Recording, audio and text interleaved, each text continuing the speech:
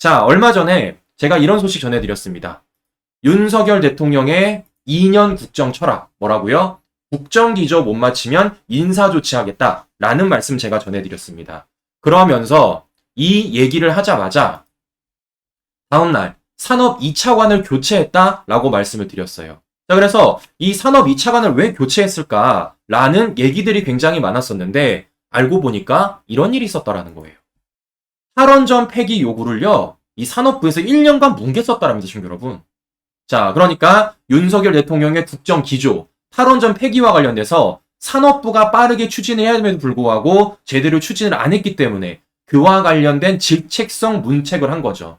네. 그렇기 때문에 이걸 보더라도 국정 기조에 안 맞는 인사 조치는 물론이고 2년 차부터는 확실하게 국정 기조에 드라이브를 밟겠다라는 윤석열 정부, 윤석열 대통령의 의지를 볼 수가 있다라는 것입니다. 자, 무엇보다 최근에 윤석열 대통령이 이런 얘기를 많이 합니다.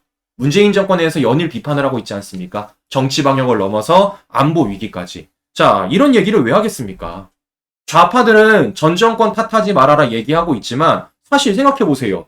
문재인 정권 5년 동안 얼마나 나라를 망가뜨려 놨어요. 안보 위기, 외교 위기, 경제 위기 등등등 그 모든 것들을 문재인 정권이 다 망가뜨려 놓은 거 아니겠습니까? 자, 무엇보다 최근에 문제가 되고 있는 이 전기요금 인상과 관련돼서도 문재인 정권의 뭐 때문입니까? 탈원전 정책 때문에 결국 전기요금 인상을 해야 됨에도 불구하고 문재인 정권이 5년 내내 안 하다가 윤석열 정부에 뭐 하는 겁니까? 싸지르고 간 거 아니겠습니까? 그렇기 때문에 어떻습니까? 그걸 우리 국민들에게 알려야 된다는 겁니다. 전기요금을 왜 인상할 수밖에 없는지. 네? 그냥 덮어놓고 인상한다라는 게 아니라 왜 인상할 수밖에 없었는지에 대해서 국민들한테 설명을 하고 설득을 해야 될 거 아니겠습니까? 그렇기 때문이라도 어떻습니까? 팩트체크 차원에서도 윤석열 대통령이 이렇게 문재인 정권에 대한 실상을 얘기할 수밖에 없다라는 것입니다. 자, 이럼에도 불구하고 문재인은 그동안 어떻게 말하고 있습니까? 최근에도 이렇게 말했잖아요. 최근에도. 자, 지가 성과가 어디 있다고. 네? 5년 성취 순식간에 무너지고 과거로 돌아가 허망하다. 이런 얘기를 했던 게 문재인입니다. 아직까지도 정신을 못 차리고 있는 거죠. 자, 그런데 이와 관련돼서 윤석열 대통령이 너무 시원한 얘기를 했습니다. 자, 무슨 얘기를 했느냐? 이렇게 얘기했습니다. 문재인의 발언을 두고 우리가 그만큼 국정 운영을 잘한다는 뜻이라고 받아친 것입니다. 보세요. 윤석열 대통령은 문재인의 발언을 두고 이게 곧 대한민국이 바로 서고 있다는 이유이고 우리가 국정 운영을 잘하고 있다고 강조한 겁니다. 즉 문재인 정권이 한 걸 반대로만 간다라면 나라가 정상화가 될 수 있고 그만큼 우리가 잘하고 있다라는 걸 문재인 스스로 인정하고 있다라는 것입니다.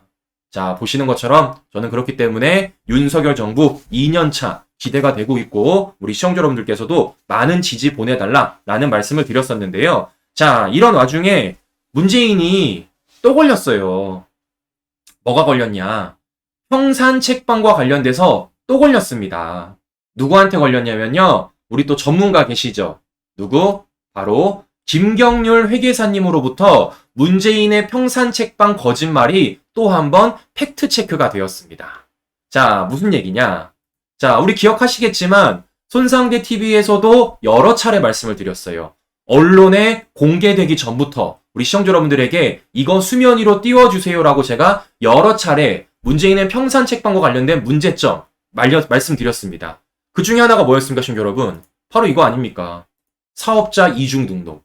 네? 재단 사업자와 개인 사업자 두 개를 떼놓고 문재인이 어떻게 했습니까? 책을 팔 때는 재단 사업이 아니라 개인 사업자 문재인으로 책을 파는 모습. 제가 우리 시청자 여러분들에게 영수증까지 하나하나 보여드렸죠. 자, 그래서 이게 걸리니까 어떻게 됐습니까? 보시는 것처럼 그 개인 사업자가 폐업이 됐습니다.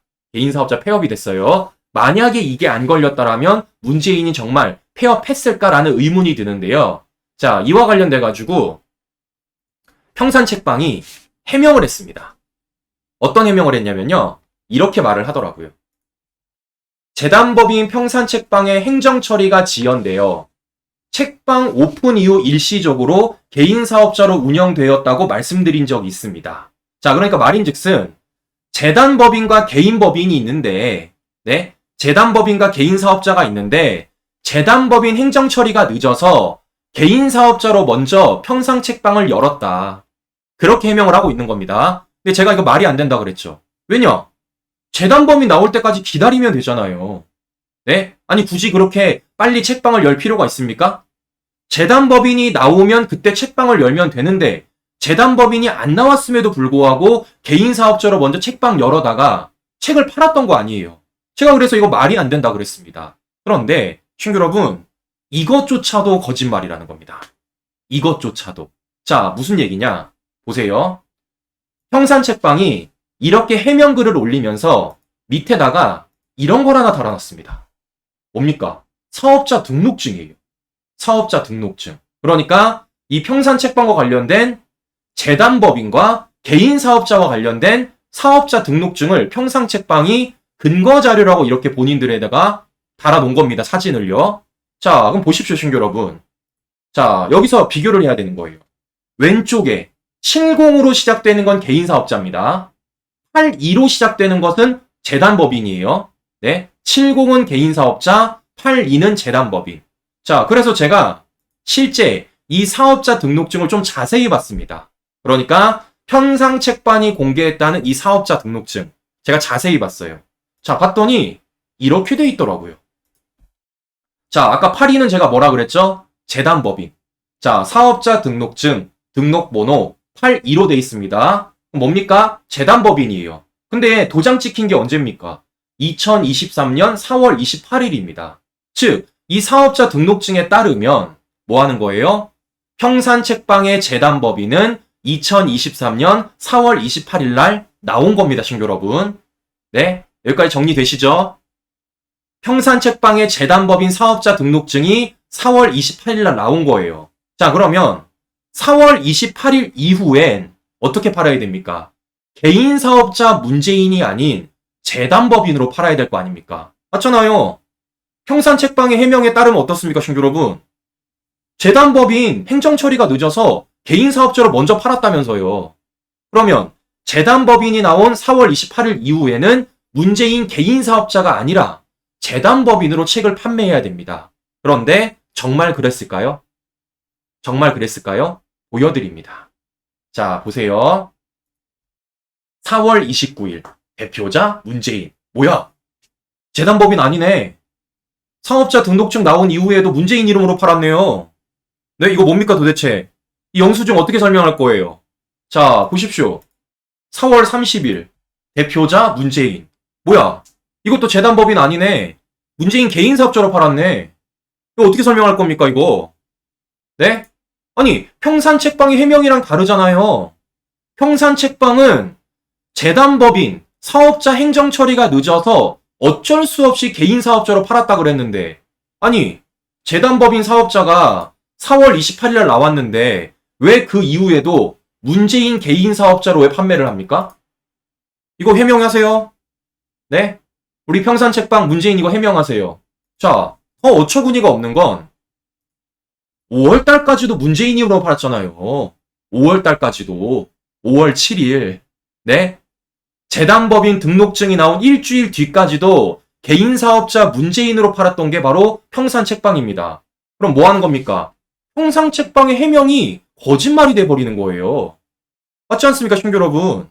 자, 이렇게 팩트체크가 된다라는 겁니다. 이렇게 팩트체크. 근데 중요한 건 뭐겠습니까? 그걸 본인들이 달아놨어요. 본인들이. 네? 저 사업자 등록증, 네? 재단법인 사업자 등록증을, 저거를 본인들이 직접 달아놨습니다. 그래서 어떻게 되는 겁니까? 이렇게 팩트체크가 됐던 거예요.